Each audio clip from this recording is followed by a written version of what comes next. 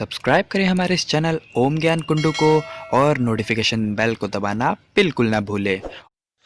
नमस्कार दोस्तों, मैं जय भगवान कुंडू आपके सामने फिर हाजिर हूँ एक नई वीडियो के साथ। दोस्तों, उम्मीद करता हूँ कि आप सभी स्वस्थ होंगे और खुश होंगे। तो दोस्तों, आज हम बात करेंगे 10वीं क्लास सामाजिक विज्ञान की पुस्तक अर्थशास्त्र यानी इकोनॉमिक्स का पाठ 1 विकास के महत्वपूर्ण प्रश्न और उत्तर, इसके नोट्स की आपको जानकारी देंगे जो आपके एग्जाम में काम आएंगे। दोस्तों, इसके अलावा बहुत सारी जानकारी और भी दी जाएंगी, इसलिए पूरी वीडियो ज़रूर देखें। तो सबसे पहले बात करते हैं, विकास किसे कहते हैं। इसका आंसर है एक ऐसा बदलाव जो मानव समाज, देश व प्रकृति को बेहतरी की ओर ले जाता है, यानी जो जीवन में सुधार लाता है, जो जीवन में उन्नति लाता है, विकास कहलाता है। तो ये है इसकी परिभाषा विकास की, कि विकास किसे कहते हैं। सिंपल सी बात है, जो जीवन में सुधार लाए विकास कहलाए। इसके अलावा विकास का अर्थ हमेशा सकारात्मक बदलाव से होता है, और ये बदलाव शिक्षा के रूप में हो सकता है, स्वास्थ्य के रूप में हो सकता है, यातायात साधन के रूप में हो सकता है, रहन सहन खान पान आदि में हो सकता है। इसके अलावा संयुक्त राष्ट्र संघ के अनुसार यानी यूएनओ के अनुसार विकास की परिभाषा, विकास का तात्पर्य है सामाजिक व्यवस्था, सामाजिक संरचना, संस्थाओं, सेवाओं की बढ़ती अक्षमताओं जो संसाधनों का उपयोग इस प्रकार से कर सकें ताकि जीवन स्तर में अनुकूल परिवर्तन आए, उसको विकास कहते हैं। इसके अलावा दोस्तों, अब बात करते हैं विकास के लक्ष्य किस प्रकार के हो सकते हैं। आपको बता दें, विकास के लक्ष्य विभिन्न लोगों के लिए विभिन्न हो सकते हैं, यानी अलग अलग लोगों का अलग अलग विकास हो सकता है। हो सकता है कोई बात किसी एक व्यक्ति के लिए विकास हो लेकिन दूसरे के लिए नहीं। उदाहरण के लिए, किसी नए हाईवे का निर्माण कई लोगों के लिए विकास हो सकता है, लेकिन जिस किसान की जमीन उस हाईवे निर्माण के लिए छिन गई हो, उसके लिए तो विकास कतई नहीं हो सकता। तो ये विकास के पहलू भी हैं और विकास के लक्ष्य भी हैं। इसके अलावा अब बात करते हैं वृद्धि और विकास में अंतर की, यानी ग्रोथ एंड डेवलपमेंट में अंतर। तो इस सबसे पहले बात करें तो वृद्धि जो है गुणात्मक परिवर्तन होना आवश्यक नहीं है इसमें, लेकिन विकास का अर्थ है गुणात्मक परिवर्तन है। वृद्धि नकारात्मक भी हो सकती है, लेकिन विकास सदा सकारात्मक होता है। वृद्धि में कुछ जुड़ना आवश्यक नहीं, जबकि विकास तब तक नहीं हो सकता जब तक उसमें पहले की से विद्यमान दशाओं से कुछ जोड़ न जाए। इसके अलावा चौथी बात करते हैं, सकारात्मक वृद्धि में सदैव विकास नहीं होता, वृद्धि के सकारात्मक होने पर विकास होता है। इसके अलावा पांचवा, वृद्धि मात्रात्मक और मूल्य निरपेक्ष है, जबकि विकास गुणात्मक और मूल्य सापेक्ष होता है। छठे की बात करते हैं, वृद्धि के साथ गुणवत्ता हो या जरूरी नहीं, लेकिन गुणवत्ता में सकारात्मक परिवर्तन से विकास होता है। तो ये अंतर है दोनों में। इसके अलावा दोस्तों कुछ शब्दावली की बात करते हैं।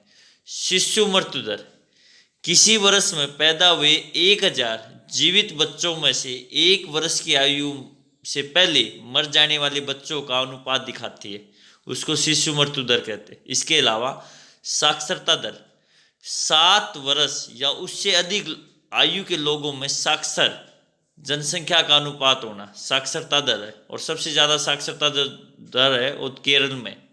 इसके अलावा तीसरी बात करते हैं, निवेल उपस्थिति अनुपात, 6 से 10 वर्ष की आयु के स्कूल जाने वाले कुल बच्चों का उस आयु वर्ग के कुल बच्चों के साथ प्रतिशत।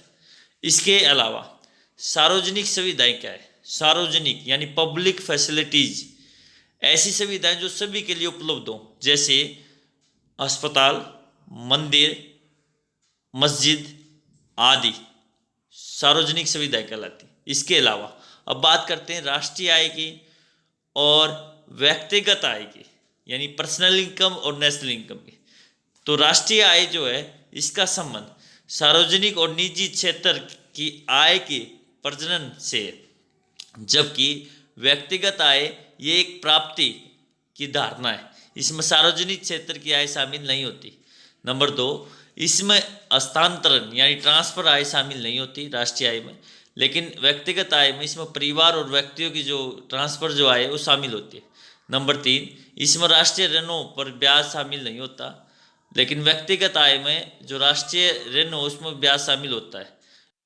अगले की बात करते हैं राष्ट्रीय आय में, इसमें निगम कर और निगम जो बचत होती है वो शामिल होती हैं, जबकि व्यक्तिगत आय में इनमें दोनों भुगतान शामिल नहीं होते। तो ये फर्क था राष्ट्रीय आय में और व्यक्तिगत आय में। अब व्यक्तिगत आय यानी प्रति व्यक्ति आय जो है उसको निकालने का जो फार्मूला है वो आपको यहाँ दिखा रखा है। उसका सूत्र है कुल राष्ट्रीय आय कितनी है और बटे यानी अपॉन टू कुल जनसंख्या। इससे हम प्रति व्यक्ति आय निकाल सकते हैं। इसके अलावा सकल घरेलू उत्पाद या सकल राष्ट्रीय उत्पाद में क्या फर्क है, दोनों में क्या अंतर है? सकल घरेलू उत्पाद यानी जीडीपी देश की घरेलू क्षेत्र में उत्पादित सभी अंतिम वस्तुओं और सेवाओं के मौद्रिक मूल्यों को बताता है। जीडीपी एक क्षेत्रीय घरेलू धारणा जो देश के घरेलू क्षेत्र तक सीमित होती है। जीएनपी शुद्ध विदेशी साधन आय, अर्थात इस धारणा में शुद्ध विदेशी साधन आय शामिल नहीं होती। जीडीपी एक संकुचित धारणा जो केवल घरेलू क्षेत्र तक सीमित होती है। अब बात करते हैं सकल राष्ट्रीय उत्पाद यानी जीएनपी देश में सामान्यतः निवासियों द्वारा उत्पादित अंतिम वस्तुओं और सेवाओं का बाजारी मूल्य होता है। जीएनपी एक राष्ट्रीय धारणा है जिसका संबंध देश के सामान्य निवासियों के साथ होता है। जीडीपी शुद्ध विदेशी साधन आय, अर्थात इस धारणा में शुद्ध विदेशी साधन आय शामिल होती है। तो ये अंतर था जीडीपी और जीएनपी यानी सकल घरेलू उत्पाद और सकल राष्ट्रीय उत्पाद में। अब बात करते हैं दोस्तों प्रश्न की। धरती के पास सब लोगों की आवश्यकताओं को पूरा करने के लिए पर्याप्त संसाधन है, लेकिन एक व्यक्ति के लालच को पूरा करने के लिए पर्याप्त संसाधन नहीं है। ये कथन विकास की चर्चा में कैसे प्रासंगिक है, चर्चा कीजिए। उत्तर, ये मैसूर कथन महात्मा गांधी का है। हम जानते हैं कि धरती के पास इतने संसाधन हैं कि हमारे जीवन में कम नहीं पड़ने वाले, लेकिन हमें अपनी जिंदगी के आगे भी सोचना होगा और भविष्य में आने वाली पीढ़ियों के लिए सोचना होगा। यदि हम प्राकृतिक संसाधनों का दोहन करते रहेंगे तो आने वाली पीढ़ियों के लिए कुछ नहीं बचेगा। इसलिए हमें अपने लोभ पर काबू पाना होगा और प्रकृति से केवल उतना ही लेने की आदत डालनी होगा कितनी जरूरी है, ताकि आने वाली जो पीढ़ी है उनको भी संसाधन भरपूर मात्रा में मिल सके। इसके अलावा हम बात करते हैं तालिका 1.6 में दिए गए प्रत्येक मद के लिए ज्ञात कीजिए कौन सा देश सबसे ऊपर और कौन सा देश सबसे नीचे। तो नीचे ये मापदंड है और विकास मापने का जो होता है उसमें सबसे ऊपर और सबसे नीचे देश दिए गए। तो प्रति व्यक्ति आय में देखें तो सबसे ऊपर श्रीलंका, तो सबसे नीचे म्यांमार है।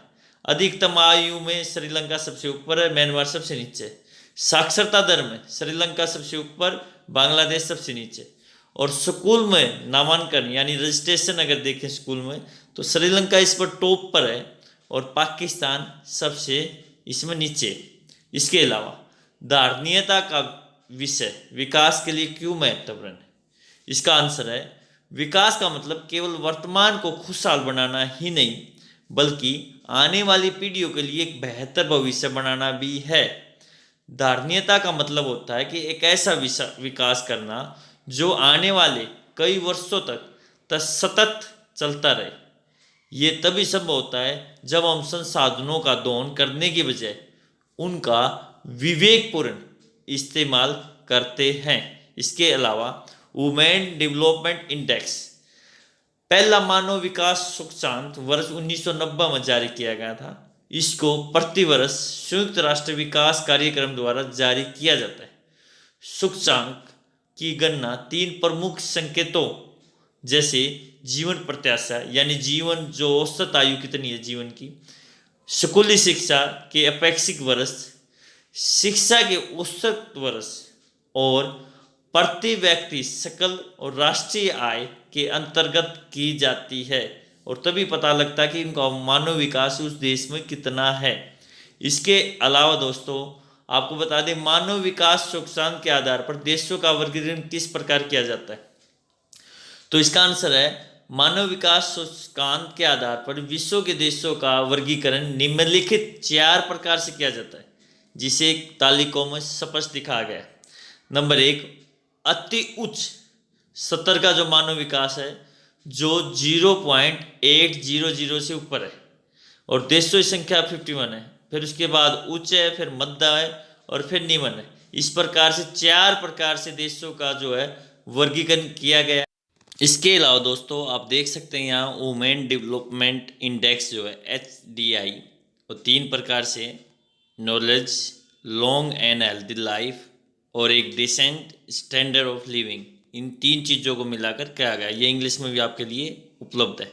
इसके अलावा विकास मापने का UNDP का मापदंड किन पहलुओं में विश्व बैंक के मापदंड से अलग है।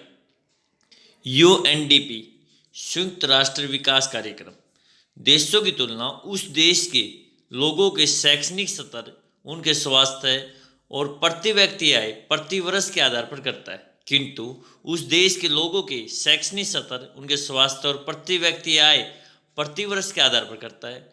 किंतु विकास को मापने के लिए विश्व बैंक द्वारा उपयोग किया जाने वाला मापदंड केवल प्रति व्यक्ति आय है। अगर इसको थोड़े शब्दों में कहूँ तो मानव विकास मापदंड UNDP द्वारा उपयोग किया जाता है, जबकि विश्व बैंक जो है उसके द्वारा केवल आर्थिक विकास किया जाता है। और विश्व बैंक का मैं आपको बता दूं जो अध्यक्ष होता है और अमेरिका का नागरिक होता है हमेशा से ही। इसके अलावा दोस्तों भूमिहीन ग्रामीण मजदूर के लिए विकास का 3 लक्ष्य जो कौन से हो सकते हैं विकास के, बताइए। तो नंबर 1, काम करने के अधिक दिन वे बेहतर मजदूरी मिले। नंबर 2, स्थानीय स्कूल में उसके बच्चे जो उत्तम शिक्षा प्रदान करने में सक्षम हो।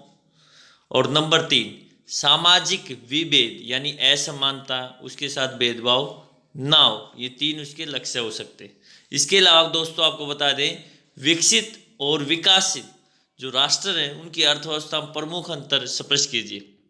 तो उसको हम अलग अलग तरीके से समझ सकते हैं और जो अंतर है वो आर्थिक आधार पर, कृषि आधार पर, जनसंख्या आधार पर, प्राकृतिक साधन के आधार पर, आय वितरण के आधार पर और विदेशी व्यापार के आधार पर होता है।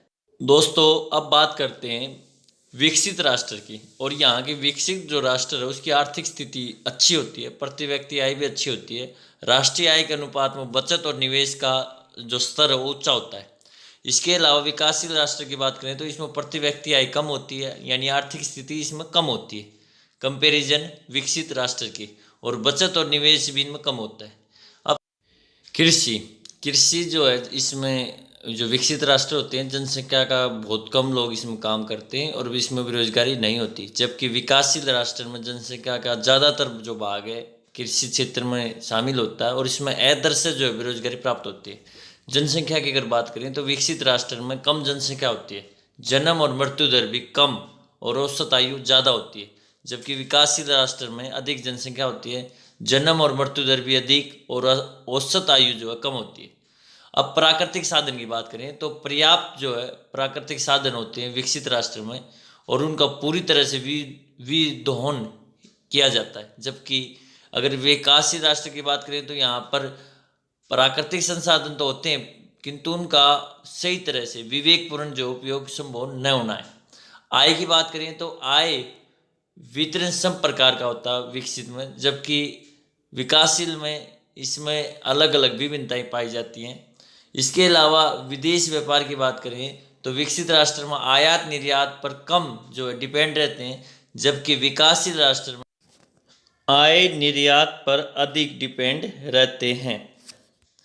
तो दोस्तों अब है विभिन्न श्रेणी के लोगों के विकास के जो लक्ष्य है तालिका 1.1, इसमें हमने कुछ तालिका ये जो बनी है कुछ इनके लक्ष्य हैं, लेकिन इनके अलावा और भी इनके विकास के लक्ष्य और भी हो सकते हैं। और क्या हो सकते हैं अपने आप विचार लिख सकते हैं, जैसे एक जो बेरोजगार युवक है उसका क्या लक्ष्य है, गाँव में जो मजदूर है उसका क्या लक्ष्य है आदि। इसके अलावा और भी लक्ष्य इनके हो सकते हैं। तो दोस्तों आज के लिए इतना ही, हम जल्द हाजिर होंगे एक नई वीडियो के साथ। तब तक आप अपना फीडबैक दें और किसी प्रकार का क्वेश्चन डाउट है तो हमें ज़रूर सेंड करें और पूरी वीडियो देखने के लिए आपका बहुत बहुत धन्यवाद। नमस्कार। जय हिंद, जय भारत, जय हरियाणा, जय किसान।